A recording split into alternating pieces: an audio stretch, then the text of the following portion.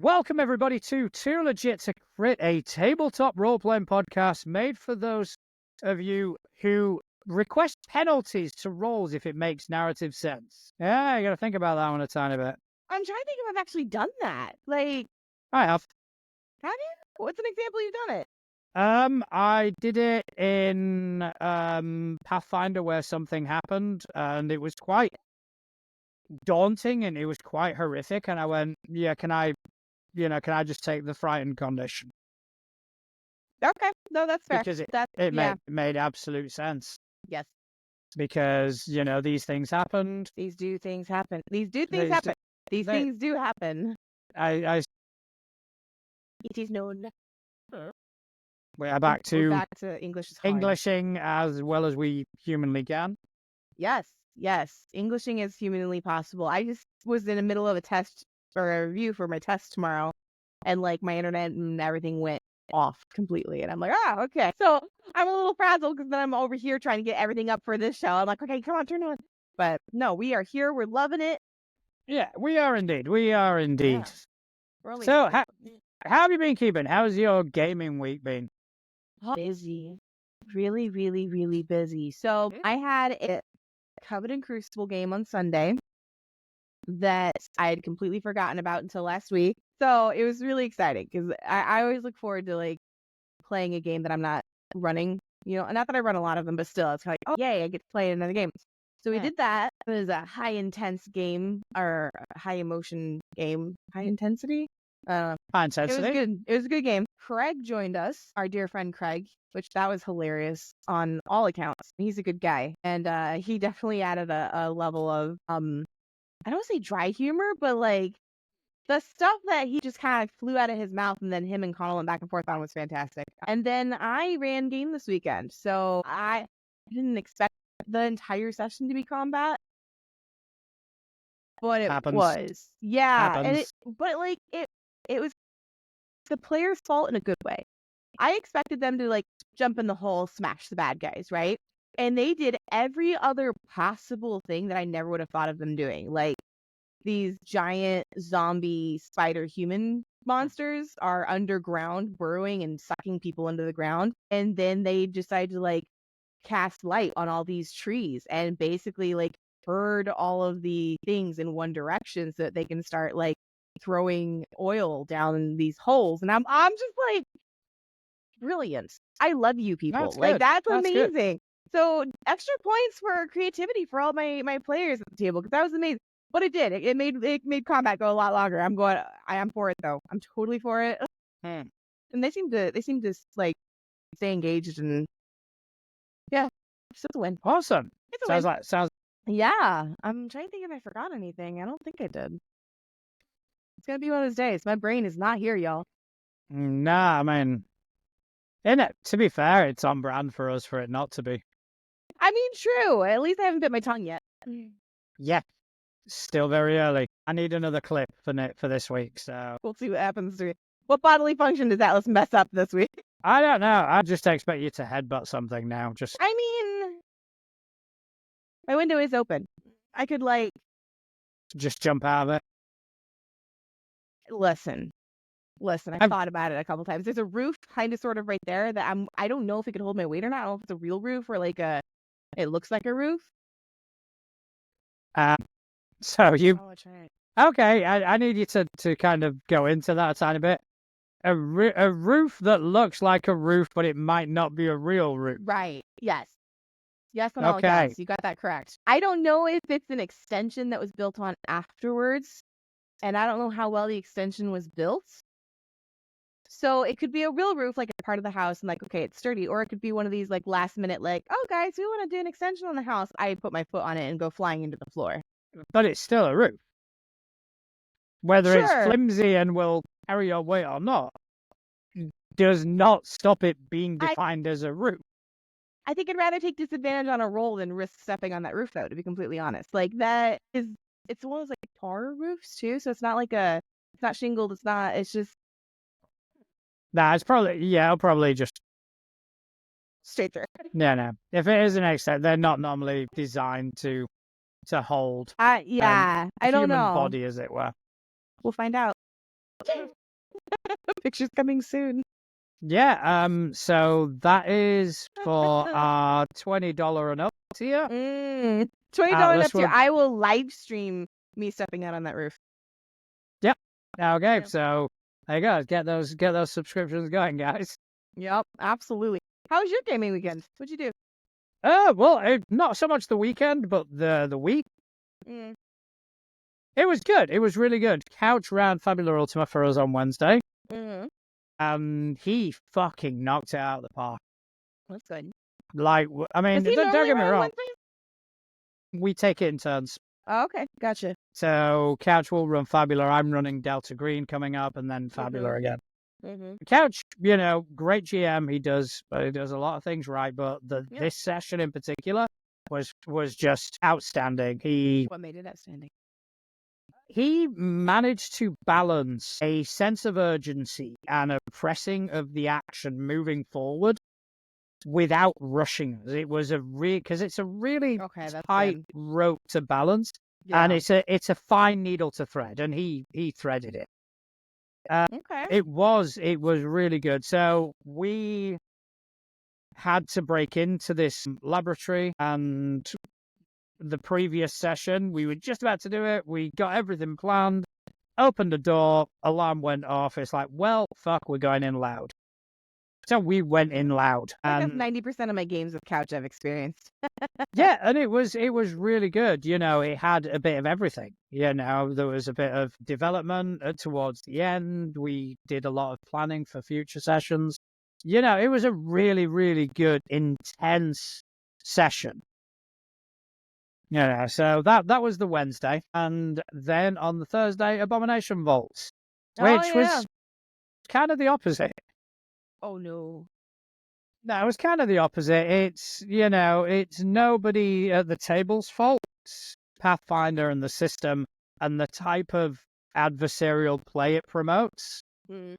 It took people like 20 fucking minutes to move from the shore to this little island, which was 20 feet away. And it's like, because they're trying to cover all the bases, and I'm there going, I'm literally not going to do anything. Just fucking get across. Yeah. No, because I want to take off my armor. I want to bundle it together. And it's like, stop being so fucking paranoid. Yeah, as a GM, I'd be like, okay, you do that, move on. I actually did that last night because I didn't get any long rest between the waves of battle, basically. Yeah. I kind of waved a magic wand and gave each player well, I really want to do this, but I don't have. I'm like, okay, roll me something extra and we'll figure out how that applies. It was great. But that's why, in Pathfinder, any game, there are certain rules that I'm like, you're the GM. You are running the game. Change it. Do what you want and make it fun. Well, I agree with that and I appreciate it. Mm-hmm.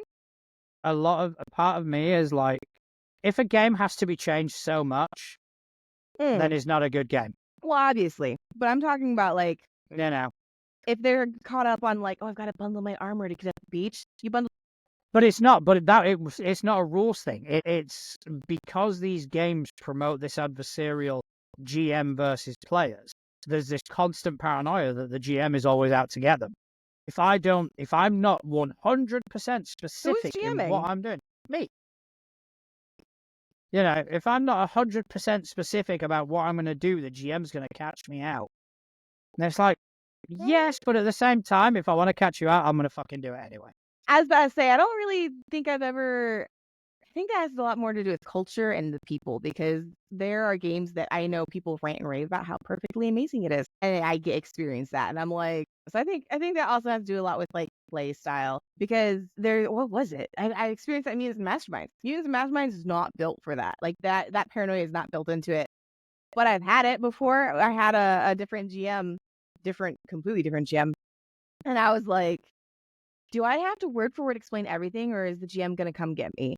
So I think that's also a culture thing. I think that's an expectation that's been set by the culture in a lot of different ways, but not the whole culture. It's just sections of it. I think to a certain degree, but I think the actual games themselves have a lot to. They can have a lot to do, because Pathfinder, you're talking about a system where you basically build your character, and your intention, whether it's subconsciously or on the forefront, is to not fail. you build your character to be as optimized as possible, because that's the style of play that the game promotes. And it might be, but I'm just saying from my personal experience, I played Pathfinder twice, and like that was very much so not the case. So I don't. Every Pathfinder game I've played has had some element Well, maybe of that. that's something about you, John. Yeah, but if it was just as a GM, Yeah. I'd agree. But it's as a player as well. I'm sat there with Weird. a table of people kind of going, okay, so I want to check this corner of the door, because it's like, oh, shut the fuck up and open it. If it Yeah. explodes, it fucking explodes. And that is the GM side of me coming out, just kind of going, why are we wasting time? Doing that more and more. I'm not even sure it's a GM thing. I did it in Covens and Crucible. I did it in Fabula. There are times where I'm just like, press the button, do the thing. Coven and Crucible, the FBI agents came to talk to my character, right? And I'm like, okay, I'll go talk to them. And everybody's like, no, wait, we need to talk about it. I'm like, we're not talking about it. It's going to take an hour and a half out of game time. Like, we're not going to talk about it. But also my character is like, I got nothing to hide. I'll go talk to him. Sure, let's go. That is something that I, as a GM, really, really put a stop to immediately. The moment people start metaing, is like, whoa, you're not there. Shut up. Yeah. Oh no, everybody was there. That's just it. We were in a group, and either the FBI that showed or up, and is your character saying that? No. right? Yeah. But yeah, no, Connell's actually pointing that out too. Like, there are definitely it's like that phrase. There's two kinds of people in the world. You know, there's the people that want to play the game and have fun, and there's the people that want to min max and like, Jesus, chill. You know. But that's what I said. That's almost with every game. Speaking of games, I didn't play it, but guess what I bought this week? What's that? I finally bought Household in hardcover. Oh, good for you. You've been I've had the wanting that. PDF. Yeah, I've had the PDF, but I finally got it in hardcover. I'm super excited. They're releasing. They're advertising as Household 2. Although I don't think it's a 2. I think it's an expansion because they're coming out with a garden expansion. Okay. So, just gonna let you know. I'm gonna be geeking hard over that, real hard soon. No, I'm interested to see what you do with it. Yeah. Okay, so I just want to give a quick shout out to a couple of people this week. First of all, as we've mentioned him previously, good friend of the show and support of the show, Craig. Happy birthday, buddy. Yeah, It was happy his birthday 4 days ago. He's an old man now. He is an old man. He's getting on there. But if you want to give Craig a good birthday present, go visit his itch.io page. Get his system, play with it, sign up to his game jam, do something with the fucking thing.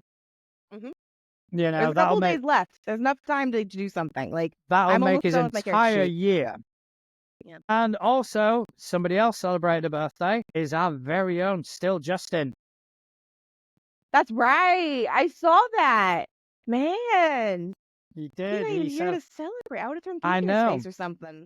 I know, but you know, Justin, come on, hope everything's all right, man. We're waiting for you to come back. Yeah, we love you. We miss you. Hurry up. Yeah, nah, you definitely Don't mind me to chug the coffee. Nah, you chug. I've had so much coffee today. Fuck me. Dude, I haven't had any caffeine. I'm just now checking my coffee. There's even sugar in it, but it's like where I'm at, it's almost 5 o'clock. So I'm gonna have a rough night. I just realized that. But okay. I mean, because I did my 12-hour shift today, just been coffee after coffee, and I bought a new coffee cup. Ooh, is it awesome? It's good. I can tip it upside down and it doesn't leak. Fancy. That's been my party trick all day. Of course it is. This is my Christmas cup, and I didn't intend to grab my Christmas cup. What I did. Actually, no, I did intend to grab my Christmas cup to promote that Fellowship of Fitness has started up season 2 in October. And if you are a nerd and you like tabletop role-playing games or LARPing and you want to join in on the fun. You don't have to be a fitness geek. You do not have to be a fitness geek, by the way. You don't have to be a fitness geek. No. It will, it's something healthy, for fuck's sake. And it's fun. It's so much fun. We actually have story writers this year. Yeah, I'm fucking dreading it, though. I've been getting comfy, just getting a bus to work, and just, I'm going to have to start walking. Fuck's sake. Yeah. Yeah, going to that fucking gym. God, I hate the fucking gym. I'm slightly cheating, because I have a stair stepper and I have a raised desk for work. So while I'm waiting for a phone call, I can just get my steps and my time in. So, gonna walk our way around the globe. Yeah, we monsters. are. We are. I need to figure out because I've got a route I do after lunch at work. I need to figure out how far that is. Just because I'll do my lunch, I'll do the route, and then that's it. So I need to figure out how far that is. Yeah. It's. I'm guessing it's about a mile. Really? That's not bad. Yeah. We in the village have this little. Oh my god, that sounds so fucking good. We in the village. We here in the village. No, We- it's weird. Like We in the village murder outsiders. after what I heard today, I would think so. Like there was a thing going on outside my window that I was trying to focus on my train. I'm like, do I need to call the cops? Do I need to go get my like LARPing sword and go out and deal with this dude? You would not shut up. Sorry if you're watching this, not that you would be, but oh my gosh. So he was yelling and screaming and throwing a fit, and I'm like, who's gonna call the cops? Or do I need to get my sword? Like Your sword. So is it when you say LARPing sword? Is it like foam wrapped? no, it's not like an actual LARP. It's a cosplay sword, I should say. Right. Okay. I have Aragorn's sword from Lord of the Rings. Fair enough. I used to have, and I don't know how accurate it was, but that's what they sold it as. It was Vlad the Impaler's replica sword. Oh, nice. That'd be Yeah. cool. And I would never use it on anybody. I'm just gonna make that very clear. I do not promote like aggression and violence towards strangers. But I mean, you see a 5'4" Atlas come out, saying like, "Hey, shut up," while she's wielding a sword. It's gonna make someone do a double take. Like, not that I'm scary, but it's gonna make them do a double take of like, "Wait, what did I just see?" And at least they'll stop yelling. So if you do get arrested, let me know so I can find a replacement. Will do. Actually, Connell, if I get arrested, let John know. Yeah, Connell, if Atlas gets arrested, let me know. With enough time, I'll find a replacement. It'll be Yeah, fine. that's fine. It'll be fine. And so we need a backup because you will get arrested before I do. I mean, that would imply they catch me. I'm really good at not like getting caught. I can run. So you expect to run out of your house with a sword and them not to catch you, considering you literally just run out of your fucking house. Listen, Where did she go? Where could she possibly live? That house she came out of? No, don't be fucking stupid. no, that would make too much sense. That would make too much sense. It would indeed. So, speaking of people and speaking of like social media, we've got a couple of things. I know you've got something that you posted to social media. I've got something you posted to social media. Yeah. Who wants to go first? I think that actually chat should go first. Chat had a very good question, actually, and it kind of pertains to earlier. Question: someone replied to one of his posts saying that most people's dislike of punchy games comes from combat. Do you think the combat mechanism do you think the combat mechanics make or break a game? Yes. Yeah. Yeah. You gotta. Let's say. I mean, because No, I I can't agree. really. Like, I can't I'm really. with I you. can't. I can't really say about D&D because I don't play it. I've got no intention of playing it. I'd rather stick pins in my eyes. But I have some pens. yeah, I mean, rather than play D&D. Yeah. But like Pathfinder, for example, Mhm. you've got a third of the game. A third of the entire system is dedicated to one aspect. And one aspect which very rarely moves the narrative along. 9 times out of 10, a combat is filler. I know this is off topic, but you said Pathfinder, and I was just talking about how much you talk about how much you hate Pathfinder. And I was like, like that Feat Finder app? We should respell it to feat as in like in-game, like skill feats. And all it is like you talking about like how awful it is. Don't get me wrong. I mean, Finder. I'm very clear. I don't hate Pathfinder. I'm just tired of it. I don't see it as a role-playing game. I see it as a board game with role-play.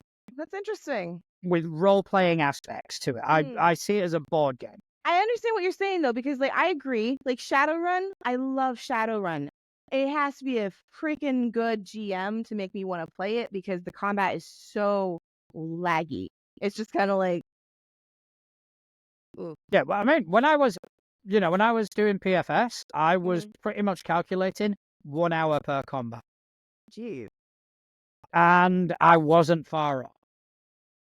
On a balanced combat, yeah, about an hour it would take. And if you transfer it into game time, that may have been at the most 30 seconds. And Jeez, yeah, no. you've got a third of the entire system, and it is codified in Pathfinder that it is an actual third of the system. Because you've got exploration mode, downtime mode, combat mode. So a third of all the rules are based on this one thing, which will cover 30 seconds of in-game time. You know, that I think the argument of saying that combat mechanics are what people fight against or what people dislike about these systems, and it's 100% true. Blades in the Dark is crunchy as fuck when you come to dealing with building your crew and your reputation and growing within the city. There's a lot of crunch there, but when it comes down to resolution, it's straightforward. It's simple. It's done. I want to accomplish this. Roll me a dice and see if you make it. End up. So is that how, I just saw this, is that how Delta Green does combat? Delta Green does combat in the sense that you basically, in a way, it's kind of a hybrid. You choose what your action is, but certain actions can mean that that's what you're doing for the round.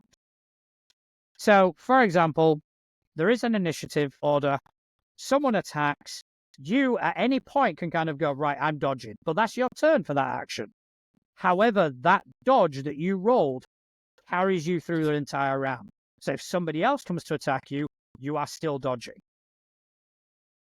So either there is not an initiative or there is? There is an initiative that you don't roll for it. It's just based on your quickness. But you can take actions outside of initiative. Huh. Right. I'm very curious to see that in person because I'm just there going, that sounds like an absolute frenzy mess. It's getting your head around it is having someone explain it to you. It doesn't seem as intuitive as it actually is. Okay. So you've got an order. You've got me, you've got Connell, you've got Couch. Yeah. Creature attacks Couch. He's third in the initiative. Couch goes, right, I'm fighting back. He doesn't have to wait his turn. He doesn't have to wait his turn. Okay. Creature attacks him. Couch can fight back. And Couch is then fighting back for the entirety of the round. He doesn't get another action, but if anything else goes to attack him, Couch is still fighting back. So you basically declare what you're doing for that round. That kind of makes sense. And it doesn't have to necessarily be in order. Then what's the point of initiative? It doesn't have to be in order. Because because you can only take things out of initiative when there's a trigger. So you can dodge, you can fight back. Okay. But you can't just go, I shoot. So it's less initiative and more like... It's an order of things. Gentle guideline. Like, it's kind of like, this is... Okay. Yeah, and it works really well. Because everything is quick, and that speeds up the player because it stops the player paralysis. As well as because the players don't have these special abilities. It is just, right, what are you doing? Okay, taking a shot and moving slightly. Cool, done. What are you doing? And it goes through really, really quick. That's right, because everybody's like normal people in that game, right? Like, there's nothing like... And because it's not class-based, you don't get these, at third level, I get the chance to hit harder. It's like, no. So what if someone's argument is like, well, I'm a bodybuilder, I should be able to hit harder? Like, how does that apply in the game? Your stats should reflect that. Okay, all right. So you do have the stats to reflect it. It's just not your stats, like your skills. Stats reflect There's no it. skills or traits or any special... Yeah, there are skills. Skills are more important than stats. Okay. Because but the skills are not stat-based. Oh. All right, so for example, athletics, I don't know if even if athletics is on there, but let's say, for example, athletics is not tied to strength. Mm-hmm. All right, because like we saw when we learned how to play Bind, it depends. You can choose which stat you would like to use anyway. Well, yeah. So just have it completely devoid. You just have a skill in athletics or firearms or whatever. It's not tied. Well, I mean, there's tons of athletes that strength is not their 4-point. Exactly. Like that. Yeah, that makes sense to me. Yeah. Okay. So I think you will like the system. Mm-hmm. I'm not entirely sure you'll like the world, but you'll like the system. I like spooky shit, so I'm here for it. I'm totally here for spooky shit. But all right, well, we do have some social media stuff. You go first now, because mine's a little bit lighthearted. Mine's artsy-fartsy. So is mine. Okay, so what I asked is, let me just bring it up because I've been lazy. I've just linked it. I'll just link the threads thing. Meanwhile, So basically, I'm making pretty little like crop shots and let.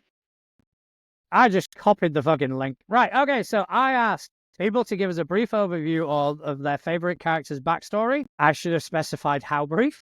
Oh yeah, yeah. I usually put like 2 sentences or less. But okay, so Inch High Heroes, he has put that Radland is the middle son of a minor noble family in Neverwinter. Squire to his uncle, he was trying to fight with the intent of becoming a knight. After a pitched battle with Luskan raiders, where Radland ended up defending the baggage train from vengeful remnants, he sought reinforcements only to find the nobles of Neverwinter safely watching the battle for their own amusement, his own father among them. His uncle died days later from injuries taken in the battle with the Luskans. Radland, disillusioned at the notion of being groomed as an instrument of war for the entertainment of those in power, sought escape from his station. He stole his uncle's spurs and neglected Warhammer that had been in the family for generations, fleeing the city for Waterdeep. He then took the name Braddock and signed on with the mercenary captain Wicked Grace and her lovely companions. He put the skills he had for 6 years before leaving. He was last seen at the Yawning Portal celebrating his acceptance into an adventuring company with a cleric of Tempest. So that's a backstory. Yeah. Yeah. Also, I love the word Waterdeep. Waterdeep. I don't know. I just really like it. I just think they ran out of fucking descriptors. Like, we're going to call it water. What? Water deep. Okay, all right then. I came up with like the coolest name for where my dwarf came from. And I can't remember what it was. It literally was just someone asked me, like, where have you been? I'm like, oh, and bleh. And I'm like, oh, that sounded really cool. And I wrote it down, but I can't tell off the top of my head. All right. So our very own Connell, but not my favorite character, but favorite NPCs ever made, was the Shroud. His Batman type for monsters and mutants and masterminds. Basically, a deconstruction of a well-meaning sociopath who believed the justified means. Made up his tragic backstory because he knew people would accept it as a justification for his vigilantism. His decisions to groom child soldiers. I like Child soldier. That game fucked with my head. That you want to talk about head fool. Like, God, ooh. So like we had gotten so in character that like my child soldier grown up, right? And at one point, like the Shroud asshole character, genius asshole, like I hate him, love him, basically was holding a folder out to my character being like, it's up to you. You can look, you can find out the truth for yourself. But she didn't because she knew that's not what he wanted her to do, and that wasn't successful, and that wasn't the right thing to do. Well, right thing to do. My gosh. Fuck Shroud, but Shroud is amazing. Okay, so Atlas is having a severe PTSD episode. All right, so next up we got Couch. Tichondrius was a half-elf reject from a full female convent. He was banished for being both born male, much to the despair of his mother. So started to wander, spreading the world of Sarenrae. Ended up in a little village where he met 3 others who were brave enough to stand up to the undead. And my character fucking tortured him. I'm sensing a recurring theme here. The entirety of the campaign, it was because I was playing my bard, I was playing Nash, and it was just every joke at Couch's character's expense. Poor Couch. It was great. Yeah, it was great. A fun time was had by all. And we've got next one by Me1 Stone. My wife's artificer is the twin tween-age sons of a famed inventor who stole their mother's national armor prototype and do battle standing on one another's shoulders. Yeah. This is where it gets that game. This is where it gets good because I like this next bit. This collective age is 26. Personality swaps back and forth between earnest and mischievous each long rest. So it depends who's on top. Oh my god. That's brilliant. Backstory, but I love it.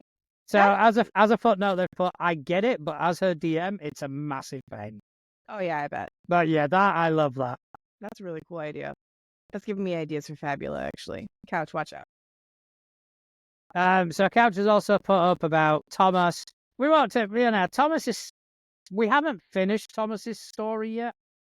So I'm a bit reluctant because it could end horribly. Oh no.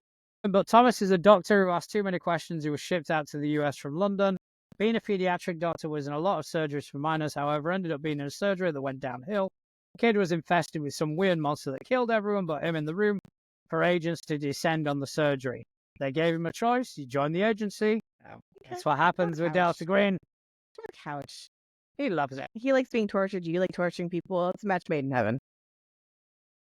That's why Yeah. we're friends. Exactly. That's literally how that works. Yep. You know. But I only torture his characters. I don't torture him. No.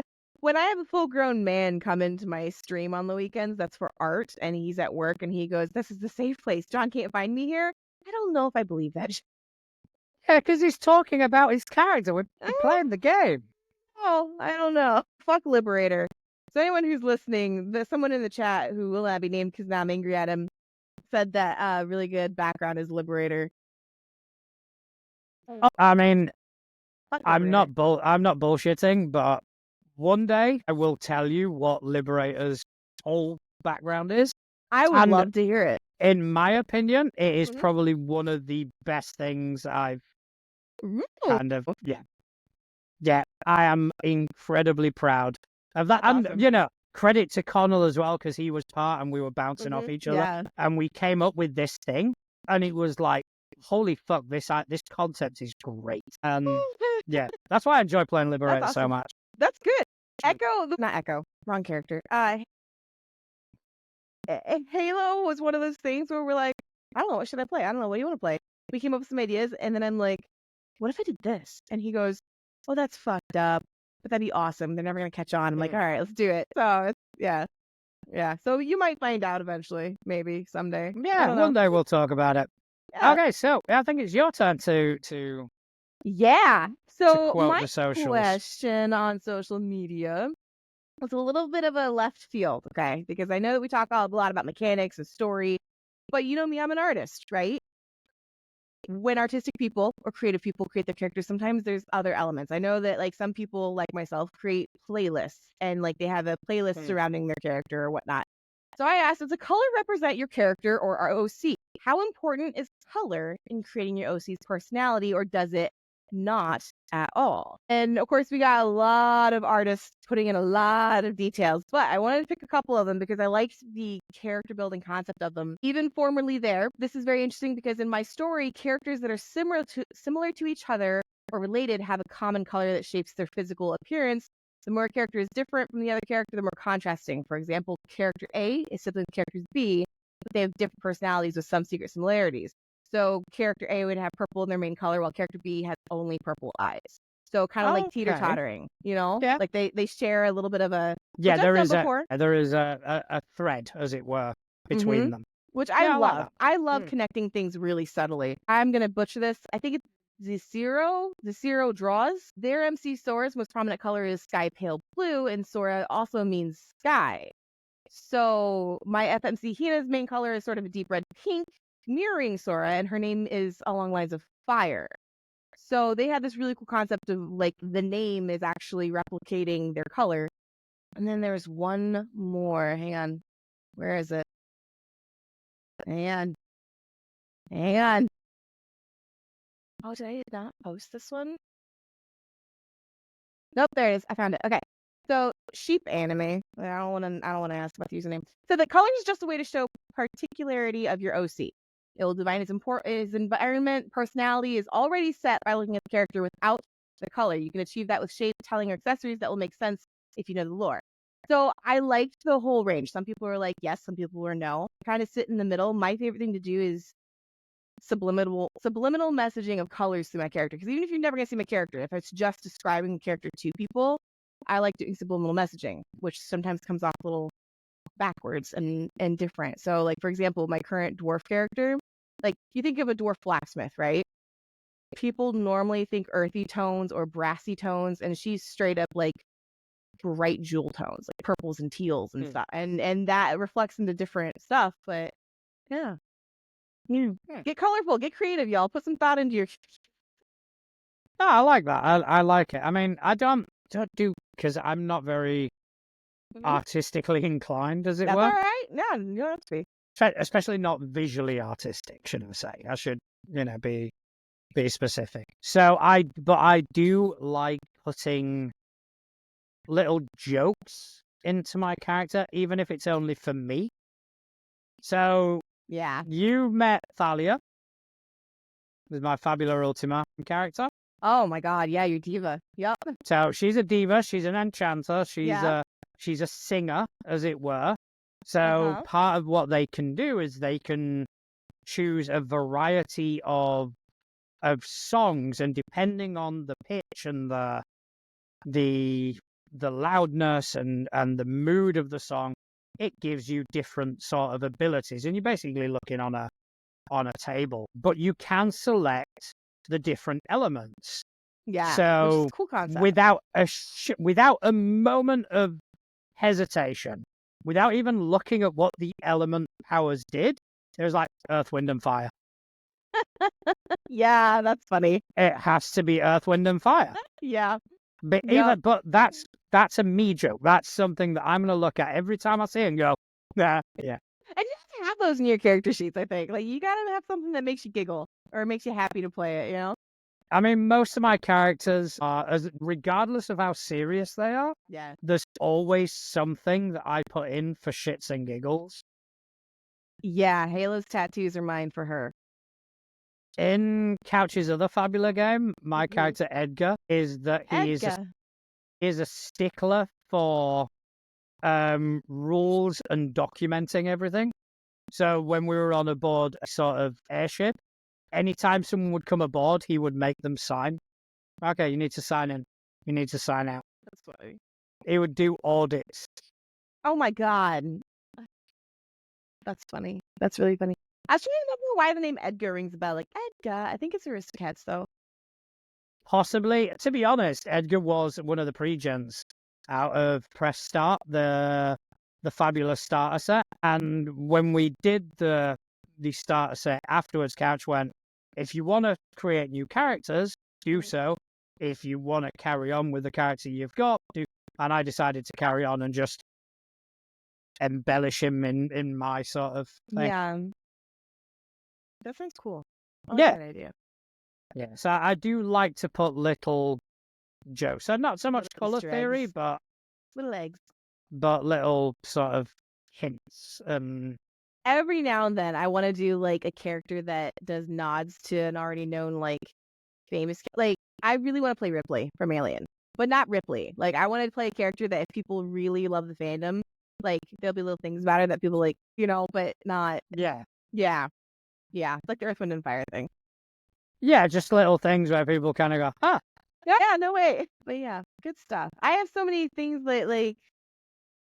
So many things. So many things, John. You have so many things. There's so many things. All the things. All right. Like, I don't want to start planning my next games until my current game is close to being done because I don't want to, like, lose attention. But it's fucking hard. It's so hard because, like, after level up, I'm probably gonna hit household really hard. Yeah. I mean, I've got plans as well. As always. How do you keep from like diverting your plans? How do you keep from like, whatever? I think you kind of do need a bit of discipline to just kind of go, no, not yet. Right? It's like it's such a fucking tease because it's right there. It's beautiful. Like, I want to dive into it. I'm like, yeah, just wait. One of the plans I've already kind of started, and it's going to be an ongoing thing. So what I want to do is tell you in just a second after I just give a shout out to our partners. Yeah, you shout out to our partners while I murder the chat. Fair enough. Okay, so 13th Moon Games is a family-run indie game company out of Wyoming, USA that created the tabletop role-playing game Covenant Crucible. It's a game of modern-day witchcraft. If you can imagine the John Wick movies and the last Witch Hunter movie got together and had a really pretty baby, Covenant Crucible would be it. And if you want to learn more, or you're interested in joining the official Discord game, check them out on Instagram. We've got Stefan in the chat. So if you're in the chat and you want to know 13th Moon Games and Covenant Crucible, Stefan, he's there. Speak to him now. Or forever hold your peace. Not forever hold your pieces. Step into a universe where fandoms collide. Welcome to Crossing the Nerdverse. your ultimate portal to all things geeky and glorious. Whether you're into comics, gaming, or sci-fi, we've got you covered. Discover exclusive interviews, epic debates, and insider tips from your favorite creators. Join the adventure at crossingthenerdverse.com and unleash your inner nerd. Embrace the passion, celebrate the culture. Crossing the Nerdverse, where every fan finds their place. And lastly, check out our merch store where you can find t-shirts, hoodies, desk mats, and other items either with our logo, our supernatural inspired waffle on design, or our moves like Atlas design. If you want to support us more directly, you can head to our Ko-fi page and make a one-time donation or subscribe to our $3 a month tier, which will give you exclusive Discord access and a mention in our credits, as well as a weekly map that I will put out from my own collection or one that I create during the week. And as always, the best way to support us is by hitting that subscribe button and telling your friends about doing interpretive dance during that. I enjoyed it. I enjoyed the interpretive dance. In fact, that may be a clip. It might be. That just may be a clip. Just your clip you doing. We I'll make this promise right now. Okay? Yeah. Can you do it right? Because you Right meant now. that. You Right meant that. There was I gotta roll my sleeves up right now. Okay. We get That's to $20 subscriptions. Okay. And I will do interpretive dance segments for the next, after that amount is reached, in a pink bedazzled Spider-Man suit with a boa. All right. Okay. All right. All right. $20. All right. Okay. That's you guys. Everybody heard it here first. All right. $20, and you will see Atlas in a pink Spider-Man suit. Yep. Okay. And the pink Spider-Man thing comes from way back. I think the pink Spider-Man comes from my first time in your Discord server. I can't tell if the guys are fucking with me or not. Sorry. We're talking about Spider-Man, right? And they're like, oh, there's a spider on your wall, which my wall is known for having spiders on it, hence the Spider-Man joke. But no, yeah, the Spider-Man suit joke comes from before we even, I was on the show. I think that was back in the Dad Fest. I think it was the Dad Fest. It was the Dad Fest. It was the Dad Fest. Where it was, I don't know where it came from. It was just all of a sudden, pink Spider-Man. It was like... Yeah. I remember what it was. Because I turned pink. That's why. Because I don't have the poker face. That's what it was. Yep. Yeah. You were surrounded by all them dads. That's the theory. But no, pink Spider-Man suit, $20. I'll do interpretive dance for our partnership. Yeah, and like Connell said, Sexy Onions came later. That was another one. That was a few weeks later. I remember that one. Stefan's like, I vaguely remember that. He tried to black it out, if we're being honest. He's like, no. So back to one of the things that I have planned, and I've kind of already started in a way. Okay, so Blades in the Dark.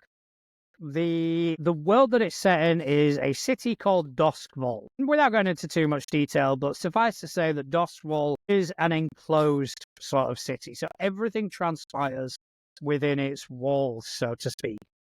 And it is very well fleshed out because it's got all its different areas of the city, but also it's got all its different factions. The different factions have levels, which have also holds, which is how well they're holding on to a particular level. They've got goals, they've got clocks. So you can run all the different crews and develop them as time goes up. So rather than having multiple cities for every time I play Blades in the Dark, I've got the one. So I currently have 2 tables. One is our Delta Green table. When we don't get enough players, we're going to fall back on Blades in the Dark. They've got a crew. What they do is going to have an effect on the city and the world. Then I've got another one of the Abomination Vaults game where Blades in the Dark is a backup for that. And what their crew does is going to have an effect on the very same world. Okay. So that got me thinking, why stop there? So I could have multiple tables, which would be good. I could do that. Or even multiple GMs with multiple tables, all having an effect on the same world. You're gonna love that because we did something similar to that with Mutants Mastermind. Not exactly, but very similar. And it sounded like it was gonna be like too much to handle. Ended up being amazing. You're gonna love it. Like the multiple parties, the multiple tables, the multiple. It was so cool. You should. I want to know how that goes. Like I say, right now it's just I've got the 2 crews working amongst the 40 pre-created crews. But the moment someone kind of goes, "Yeah, I want to run Blades in the Dark. I've got a crew. Can we take part?" Well, yeah, of course you can. That's so cool. So And it's all almost they like have, a Blades in the Dark community in a weird way, like yeah, and sub-community. all they have to do is basically tell me what the result of their session. We don't even need to know the details. It's like, okay, so this crew lost this hold. This crew has leveled up. This crew is now here. And basically, I would probably just go through all the listings and make all the necessary adjustments. Interesting. So yeah, I've started, but obviously I would need more people on board. But I think it could be a promising sort of exercise. That could be fun. Mm. That could be a lot of fun. You know, if you get 10 to 12 crews all operating at the same time, at some point they're going to cross over. Yeah. You know, and you don't even have to play it out. You don't even have to get, both tables are going to play against each other. No, it is essentially some other members of the crew that aren't their particular characters. You got my brain going. I know the couch thinks this is my like I'm not paying attention face, but like I'm sitting here going like, okay, so if maybe like that had like a layer to it, like, you got my brain going. Yeah, welcome to my world. My brain's always going. I have many games lined up, and it's not like, I want to run this, and I actually have a timeline. Like timeline is the wrong word. I have a chronological listing of what I'm going to play next. So like I said, level up, household, and then I've got 2 games I have not decided on the symptoms? English, man. English is a struggle. I haven't decided on systems yet for these 2 right here. And then I'm going to split back down into Mutants and Masterminds because like you were saying, that we have a Mutants Masterminds universe of the living world between, which she actually just pointed out and I mentioned earlier, like different GMs have all impacted the same thing, and I want to participate in it. I'm terrified of doing Mutants and Masterminds though because like it's so good. Don't know how well I'll run combat for it. We'll find out. I think you'll do fine. I do fine with like combat and everything else. Like for the most part. Then why would Mutants and Masterminds be any different? Because everyone at my table knows it very well. So that like they would be, of course, lenient and sweet and be like, "Oh no, it's fine. Yeah, probably this and this and this." But like me personally, like Atlas has that imposter syndrome thing of like, "Oh fuck, what if I don't know the numbers right off the bat, or what if I don't realize they're incapacitated?" That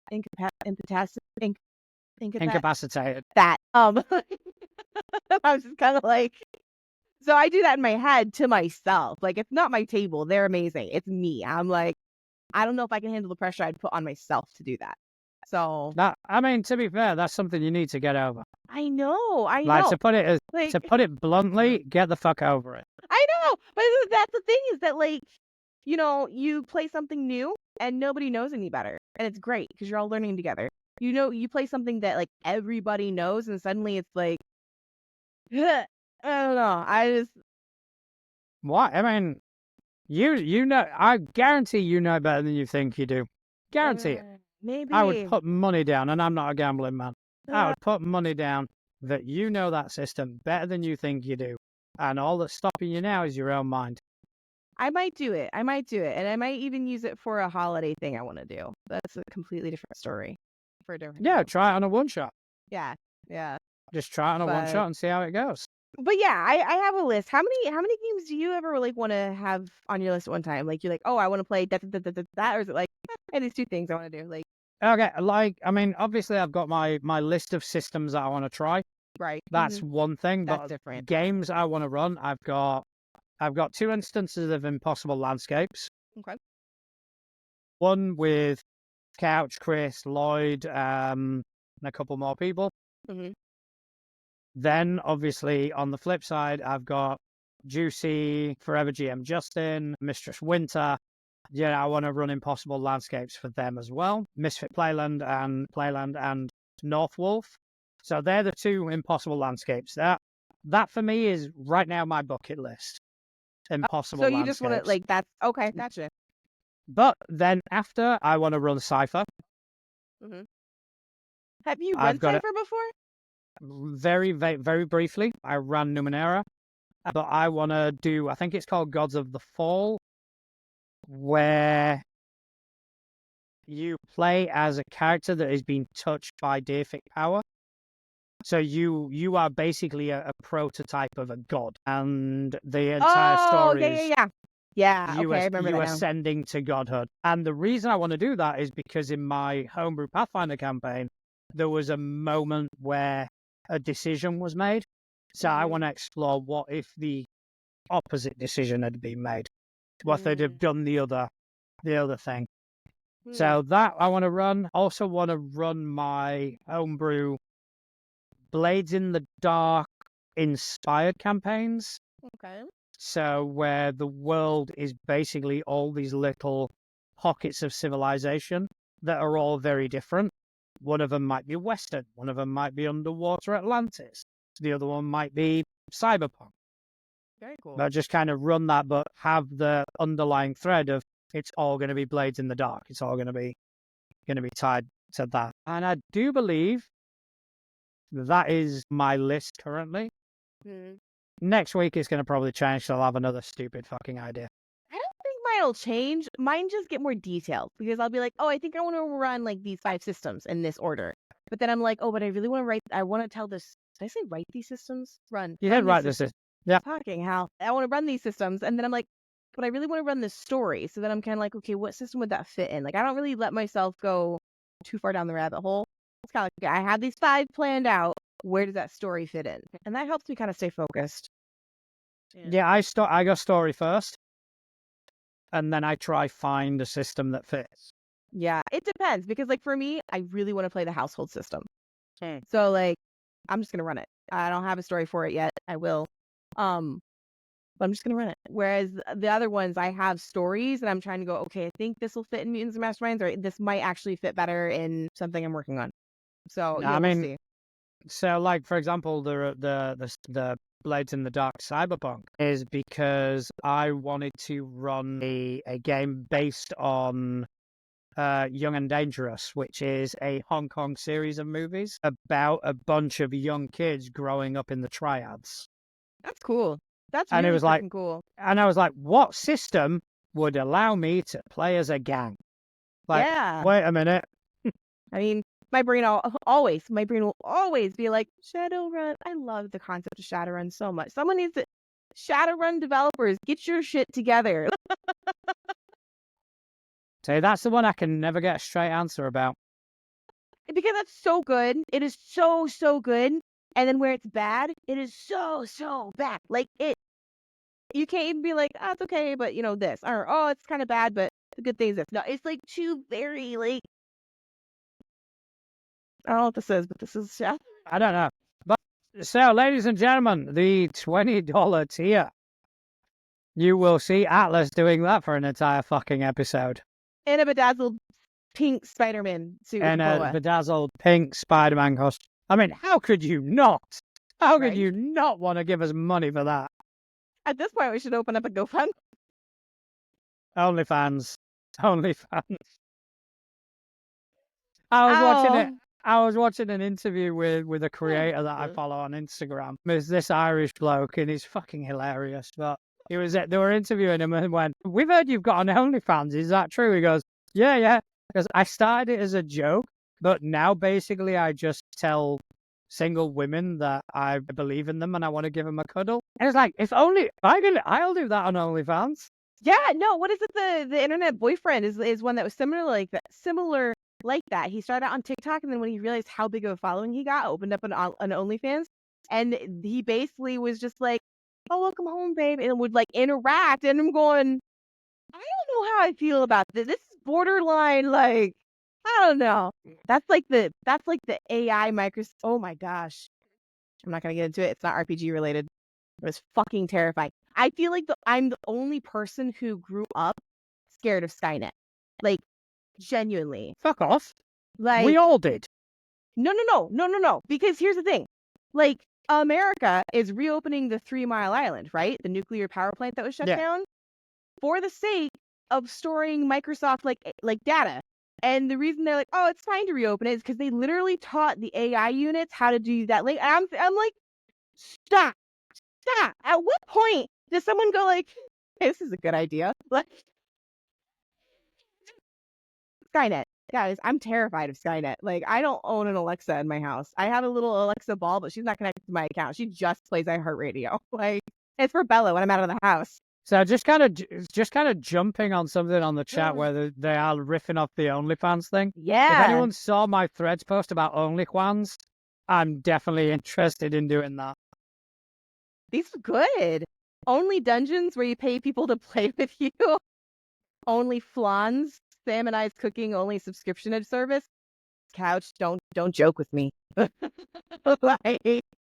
don't Mine joke is with me. mine is OnlyFans where you would pay money just to hear me bitch about stuff.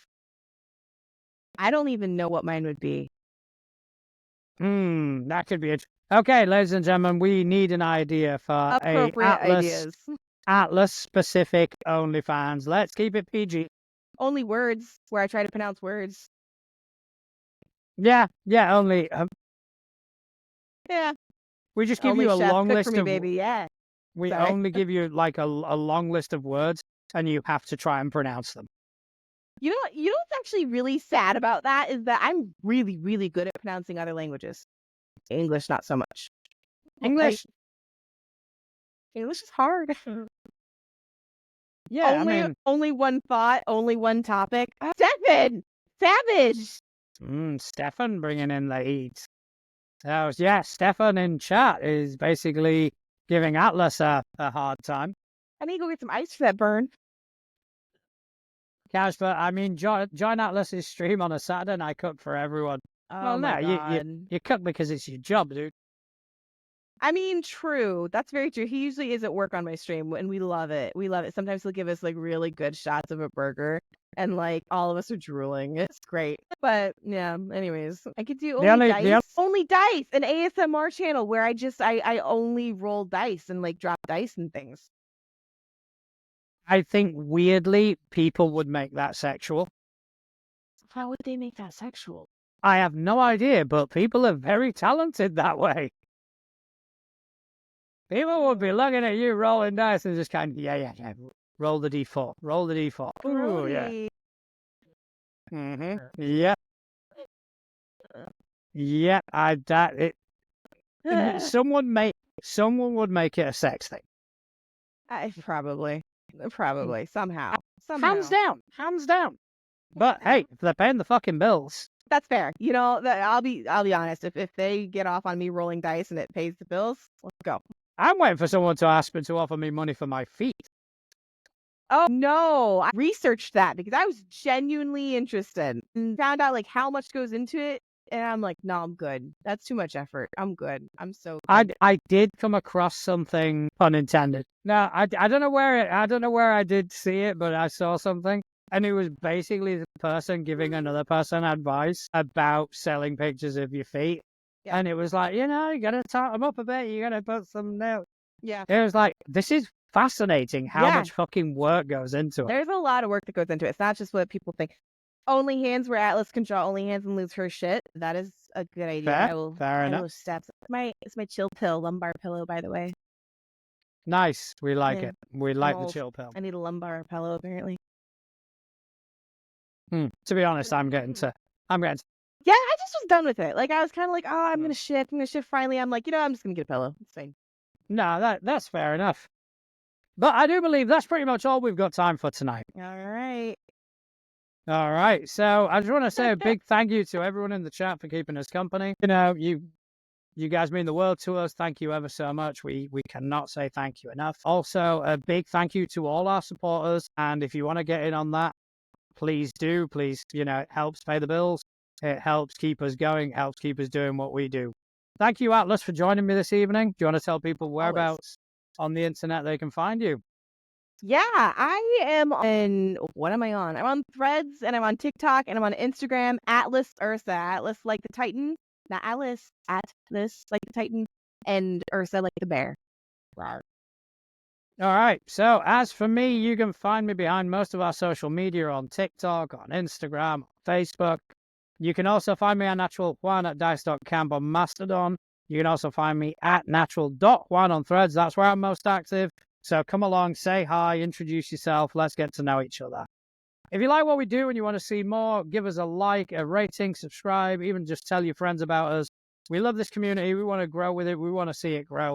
But most importantly of all, thank you to everyone who's taken the time out of their busy day to listen to two idiots waffle on about tabletop role-playing games. Thank you very much. Good night.